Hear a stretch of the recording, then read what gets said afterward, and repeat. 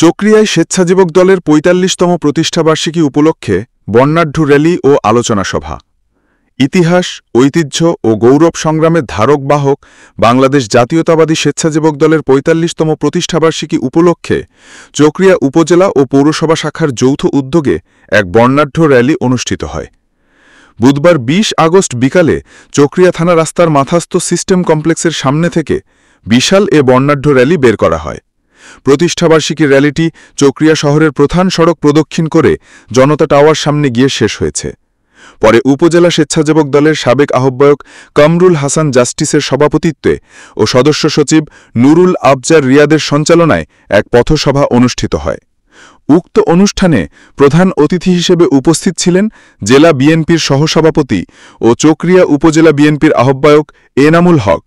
এতে বিশেষ অতিথি হিসেবে বক্তব্য দেন চকরিয়া পৌর বিএনপির সভাপতি ও সাবেক মেয়র নুরুল ইসলাম হায়দার, সাধারণ সম্পাদক এম আব্দুর রহিম, উপজেলা বিএনপির সদস্য সচিব এম মুবারক আলী, সাবেক সাধারণ সম্পাদক অধ্যাপক ফখরুদ্দিন ফরাইজি, জেলা স্বেচ্ছাসেবক দলের আহ্বায়ক অ্যাডভোকেট মোহাম্মদ ইউনুস, যুগ্ম আহ্বায়ক আব্দুর রহিম ও জরিফ আলী।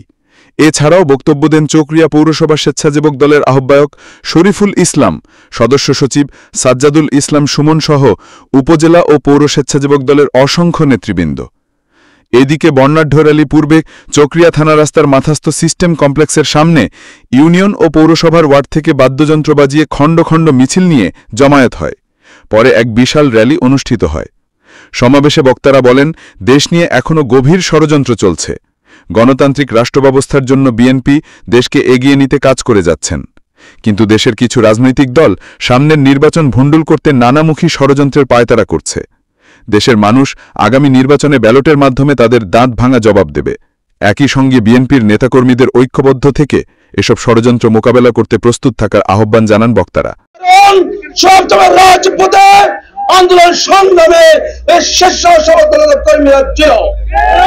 সংগ্রামী সমাবেশ আমরা শেষ শহীদ সাইফুল ইসলাম বাদশাকে আমরা জেলা স্বেচ্ছাসেবক দল যতদিন থাকবো তাকে স্মরণ করে রক্ত দিয়েছে এই আন্দোলনের দুঃশাসনের বিরুদ্ধে। আমি সে নির্বাচনে আপনাদের আমাদের অন্তর সালাউদ্দিন ভাইকে বিজয়ী করার জন্য জাতীয়বাদী স্বেচ্ছাসেবক দল রাজপথে থাকবে, অক্লান্ত পরিশ্রম করে তাকে বিজয়ী করে আগামী রাষ্ট্রের তারেক রহমানকে প্রধানমন্ত্রী বানিয়ে আমরা রাজপথ থেকে যাব। তার পরিবারের খোঁজ খবর নেই। আমাদের অহংকার আগামী রাষ্ট্রনায়ক তারেক রহমান প্রতি বছর তার পরিবারের খবর নিয়ে তাদের জন্য উপহার পাঠায়।